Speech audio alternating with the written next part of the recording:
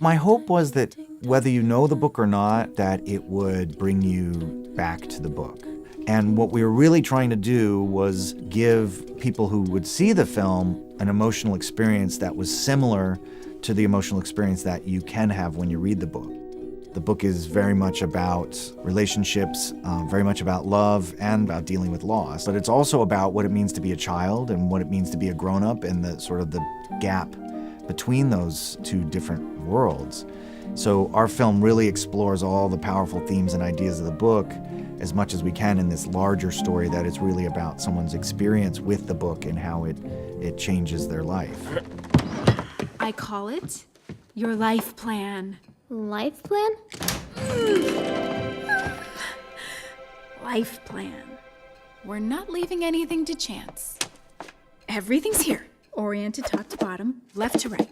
Let's take a closer look. In the movie, there's really 3 sort of separate worlds, and each of them needed their own sort of environment sonically. And the world of the little girl, and she lives in a very sterile, sort of modern, sort of cold and lifeless, full of lots of mechanical things, clocks and refrigerator hums and things. There's the world of the Aviator, and his world is very lush and full of weird sculptures that he makes and all kinds of interesting sound things. You know, we have this scene where she goes from one to the other, and I would always talk about that when we're in her yard, like we should hear things that are unnatural, and you know, like you hear the sound of air conditioners, you hear the sound of like the hum of the city, the things that aren't organic, and then you pass through this portal into this world where all you hear is all this lush organic sound.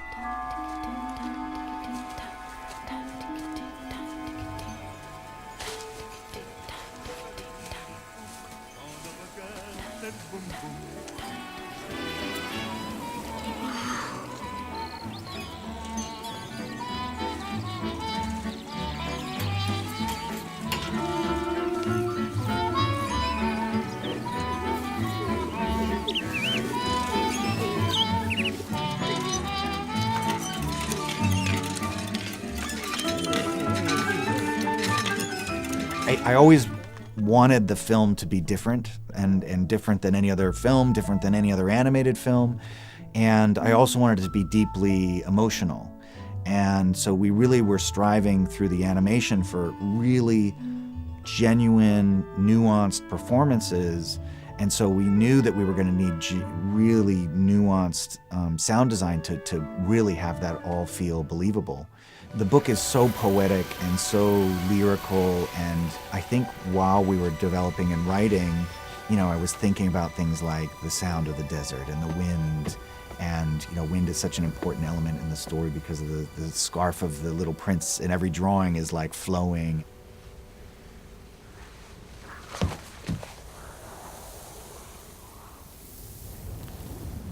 We knew that wind and sand and things were going to be a big player, and it had to be very lonely. So there wasn't going to be a lot of sound in the desert, so we really wanted to pick very carefully our recordings and things. And we actually made some new winds out of paper and different things. And what we realized was that we could do sort of a really interesting thing with a combination of Foley and effects. Heikki Kosti, who is our brilliant Foley artist who works in Finland, spent, you know, weeks gathering every kind of different paper, and I did as well. We bought every kind of paper from around the world, actually, just to see what would sound right for this world. And so that was the first thing that we sort of tackled. I believe that for his escape, he took advantage of the migration of a flock of wild birds. No! Okay. There's a point in the movie where the mom tears the pages and she throws them away.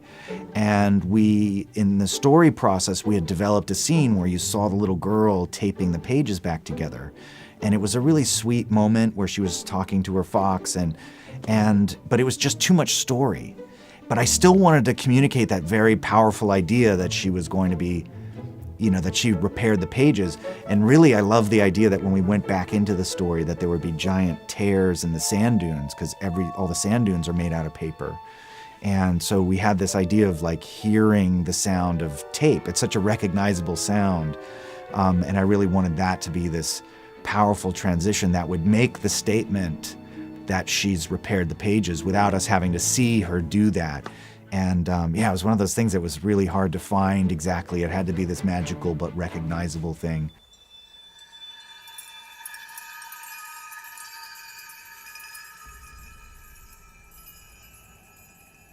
I started to just record anything and everything, not really sure. I could hear something in my head, but I didn't know yet how I was going to achieve it. We tried to record light bulbs clinking and glass chandeliers. I had about 25 trips to Goodwill, buying every glass object I could find and rattling them together and trying to make them resonate and all kinds of things. And in the end, I had remembered some recordings I had heard that David Farmer had made a long time ago when we worked on Lord of the Rings together of these obsidian chimes. I kind of went back and listened to them and I went, okay, well, this recording isn't right, but that's the right sound, or there's a really interesting sound to be found in there. So I spent quite a bit of time on eBay buying all these pieces of obsidian from really around the world, trying to find the right pieces. In the end, we realized there are these obsidian needles that are sold for Native American needlework. And they're these very thin shards of obsidian. And when we basically made a mobile out of them, they had the most beautiful sound because it's part metallic, part glass-like. It sounds very, very pure. And so that became really the basis of the stars for all of the twinkling and the different things. And then through some manipulating, we sort of came up with all the different sounds. But as soon as I heard that sound, I was like, I'm pretty sure this is it. And Mark immediately heard it and he thought, yeah, that's a beautiful sound for the stars. And that's what they're based on.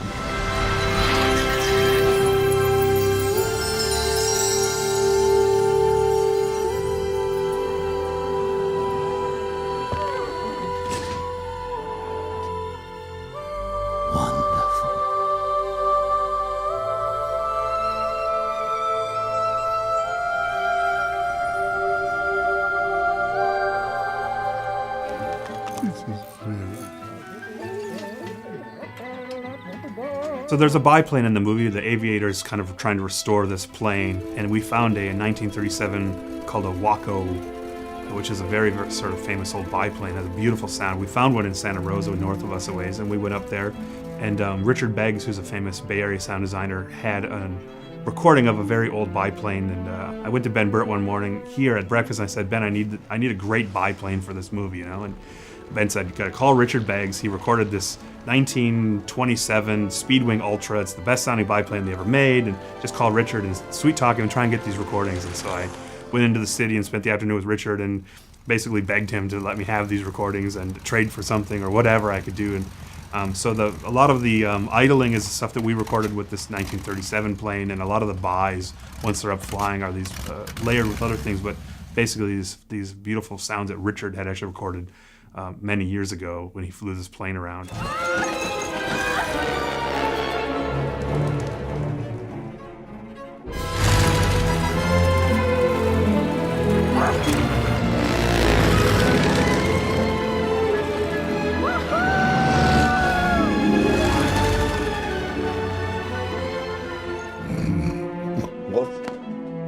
Oh, here is a subject.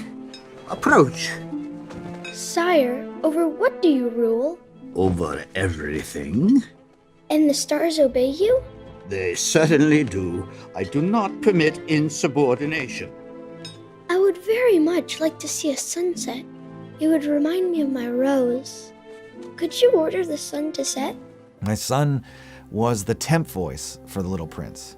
So early on, when we don't have all our actors, I was the Aviator, my wife was the mother, and my daughter was the little girl. She inspired the character of the little girl, and she did the temp up until she got braces and her voice changed. And but Riley was 11 years old when we recorded the temp for Little Prince. So I brought him into the studio. I made sure we had a good mic because I just in case. And so we got something that was really innocent, and it was kind of amazing when everybody was like, who's that? Who's the kid? And we're like, oh, that's my son. And they're like, wow.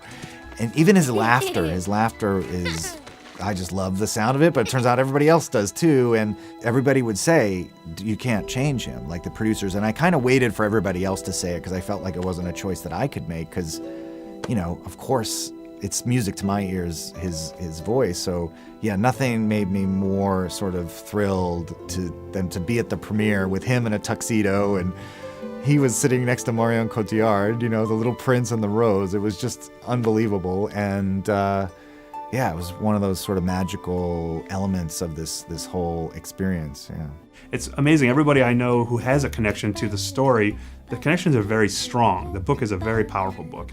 I hope that people will watch the movie with their kids in the same way that people read the book to their kids, and it becomes kind of part of people's lives, I think, in a way that it could be. And we wanted to make something as beautiful as the book was to all of us that love the book. It was just great because Tim brought so much stuff to the table, and I got to just enjoy all these new ideas that were, really exciting to hear and inspiring, and were pushing the storytelling. And that's what I love about Tim. That's what I love about Hans. Like, they're storytellers, and they really are amazingly helpful at trying to help tell the best possible story. Qu'on s'apprête et qu'on part.